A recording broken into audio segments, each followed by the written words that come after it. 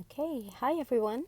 Today is Wednesday, May the something. Oh, May the 4th. Yeah, May the 4th be with you. Yeah, I forgot the date there. Yeah, Wednesday, May 4th, 2022. And, I was thinking of writing an email actually to Mike from Rethinking the Dollar.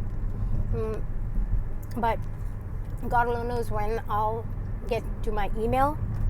So I decided to record this instead, and I sincerely hope that he sees it. There was a question that came up on his, or I don't know if it was a question, a comment, a caller, because he has a radio show, not a radio show, like an internet radio show, and this caller shared something, some new legislation or potential legislation, executive order thing between the SEC and the Delaware Trust Company. And he asked a question about this. And, most people don't know about this DTC business, but I do know a little bit. So I thought, I should tell Mike the little that I know about this DTC business. And so what I'm going to be saying here is straight from memory.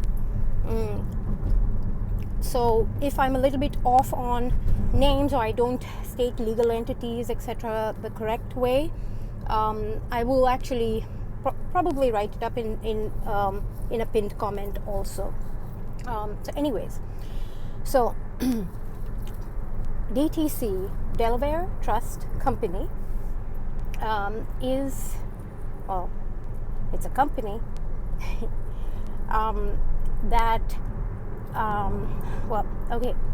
every share of stock that is publicly traded. Okay, this is where it makes a difference, because I think somebody else also on that RTD one, on that podcast and the Q&A, spoke about like how they do private offerings, and where you have to be what is that word called? Like when you have to have a certain net worth so that you can get into opportunities that are extremely high risk, and it's supposedly made for your protection, because it could go to zero, or it could like 1000x. So, but every stock that is held on the stock exchange. So the shares, because back in the old days you had like paper physical shares, right? The shares, not all these, but probably many, when something is publicly traded, it is held in book entry only. This is important. They are held in book entry form only, which means they don't hold it. They own it as a book entry, which is, in a sense, it's like like paper gold kind of thing.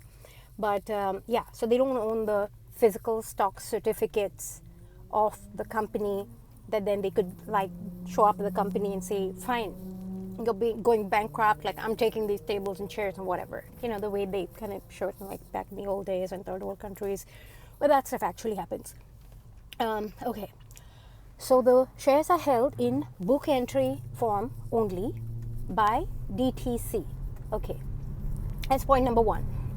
DTC is, the full form of it is Delaware Trust Company. Now, who can redeem those? Who can, like the paper silver thing, and Rafi Faber, who had this huge battle with trying to redeem his silver contracts, and then ultimately they said, no, you can't, because you have to be something else. You have to be a participant, right? So only a participant can redeem the shares. Okay. Now,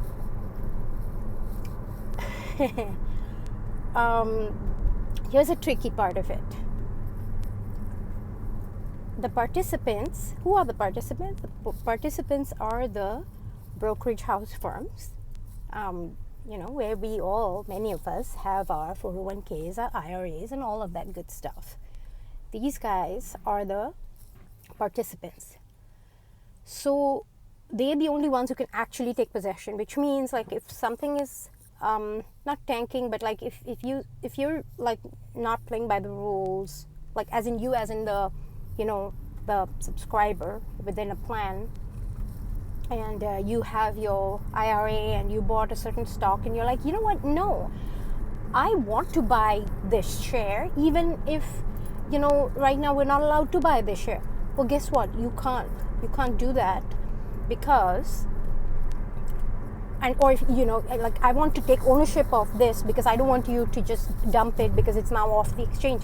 You can't do that, because you have to be a participant in order to be able to do that. So that's interesting.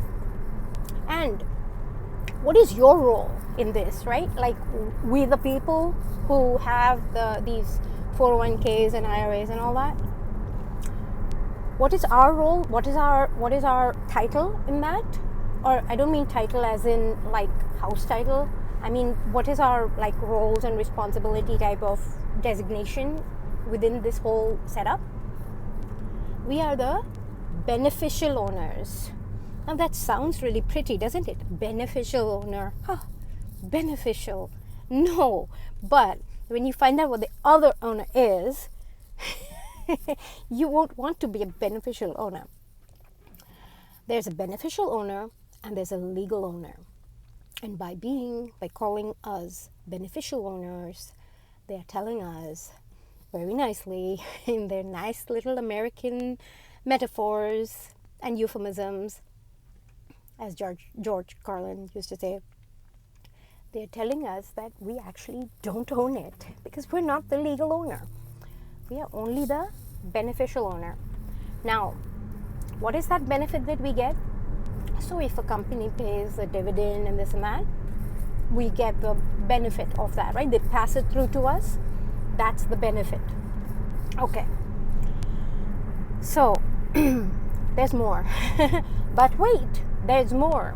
That's the beneficial ownership part. So we don't actually legally own our own 401ks. I mean, look at even that sentence structure is wrong. We don't own our own 401ks. No, because we actually don't own our own 401ks and IRAs, because when we sign these documents so obediently, we're actually giving up all of that. Now, let's take it another step further. Who owns this actually? And this is where,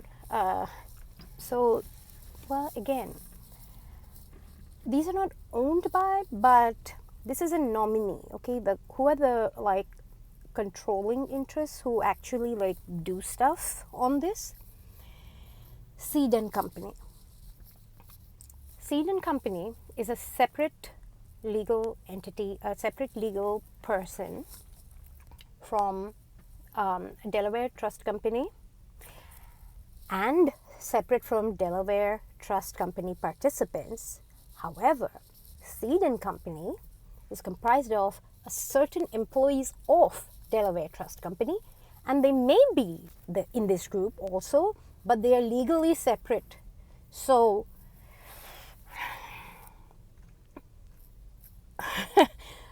basically, it's total CYA for them, because it's like, well, they can act in certain capacities. But just tell me, I mean, do we function like that Apple TV show Severance, where we leave behind a part of ourselves when we're acting in this capacity versus that capacity, especially in a financial thing where you know what's happening on that side and you're going to act in a different interest on that side? Come on, really?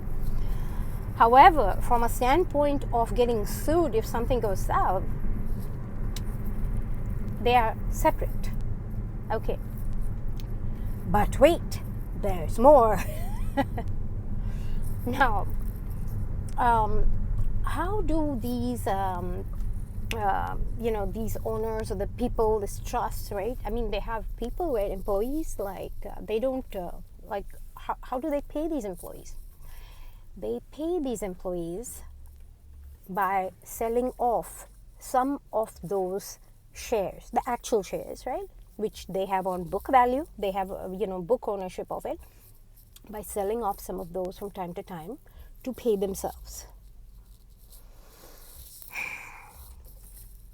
It just sounds like a Ponzi scheme to me. Which is why I often say like the 401k IRA thing is like a Ponzi scheme.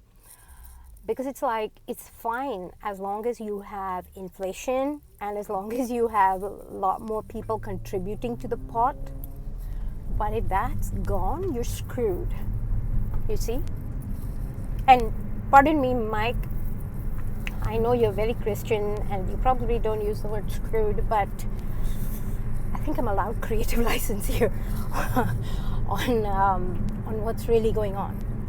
So now, if any of you are listening and had not listened to Mike's podcast from Rethinking the Dollar RTD channel yesterday or the day before, go back and listen to that person's question about, or the new executive order SEC thing about some bond values and taking a haircut and all that. And now you piece it together and tell me what you think, okay? Because, wow. Yeah, I gotta say is wow. Okay, anyways, that's about it for now. Take care, and thank you for listening. Bye.